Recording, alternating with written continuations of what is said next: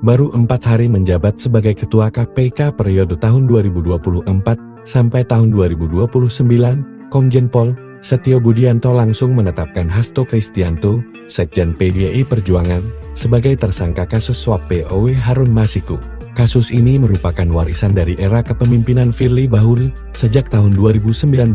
Setio menyatakan penetapan tersangka dilakukan setelah kecukupan alat bukti, termasuk barang bukti elektronik, pemeriksaan, dan pemanggilan saksi, yang semakin menguatkan keyakinan penyidik.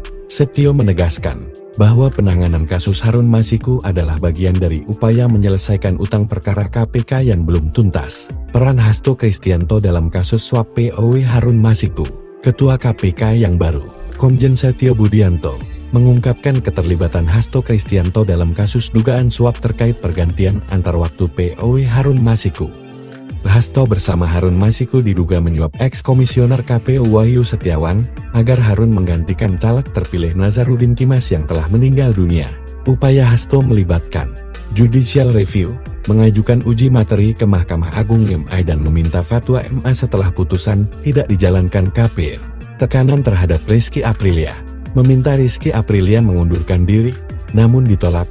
Bahkan, surat undangan pelantikan DPR Rizky sempat ditahan oleh Hasto. Penyuapan KPU dan Bawaslu, bersama Harun Masiku, dan kader lainnya. Hasto menyuap Wahyu Setiawan, dan anggota Bawaslu Agustiani Tio Fridelina dengan menggunakan uang yang ia kendalikan. Atas tindakannya, Hasto didakwa melanggar pasal-pasal dalam UU Pemberantasan Tindak Pidana Korupsi. Komjen Pol Setio Budianto, lulusan Akpol tahun 1989, dan kelahiran Surabaya 29 Juni tahun 1967.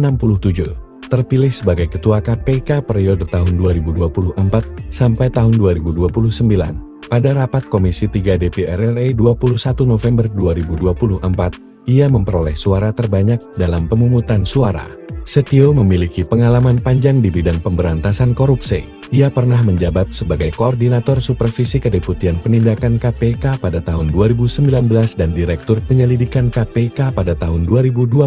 Pada tahun 2024, Setio menjabat sebagai Inspektur Jenderal Kementerian Pertanian atas penugasan Menteri Pertanian Andi Amran Sulaiman. Jabatan terakhirnya sebelum terpilih sebagai Ketua KPK adalah Kapolda Sulawesi Utara. Sebagai seorang jenderal polisi bintang 3 dengan latar belakang reserse, Setio memiliki rekam jejak kuat dalam penegakan hukum dan pemberantasan korupsi.